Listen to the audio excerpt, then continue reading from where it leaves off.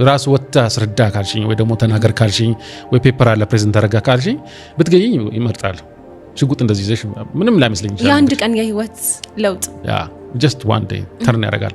ሁሉ ጊዜ አንድ ምንለው ነገር አለ። አመለካከት አንድ ስለ ራስሽም ሊሆን ይችላል ስለ አካባቢሽም ሊሆን ይችላል። ያለሽ አመለካከት shift ለማድረግ ሁለት ነገር ያስፈልጋል። አንደኛው ድግግሞሽ ነው።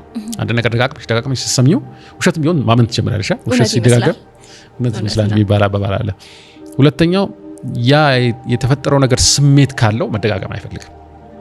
የሆነ ነገር አሙቀሽ አግለሽ ፕሪንት እንደማድረግ ነው። ስለዚህ ያ መጥፎ ነገር እኔ ጭንቅላት ውስጥ ፕሪንት ሆኗል ከስሜት ጋር አብሮ ነው ማለት ነው።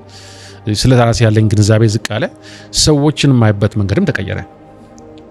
ቀና ነበርኩ፣ ጥሩ ሰው ነበርኩ፣ ሰው ያጠቃኛል ብዬ አላስብም። ከዛ ወዲያ ሁሉ ጊዜ ሰው ያጠቃኛል ብዬ አስባለሁ፣ በተለይ ስናገር ማለት ነው።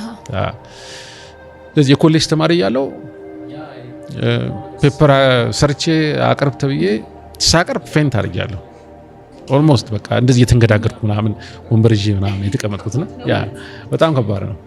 ያን ያህል ደረጃ ነበረ መፈራ የነበረውና ብቻ ብዬ እንዳላስብ ከኔ ውጪ ሌሎች ሰዎችም እዛ ቦታ ጋር መገኘቴ ይጠቅማሉ የሚለው ነገር እንዳስብ በደንብ ያደርገኛል። በጣም ቆንጆ። መጀመሪያ ላይ ስትነግረኝ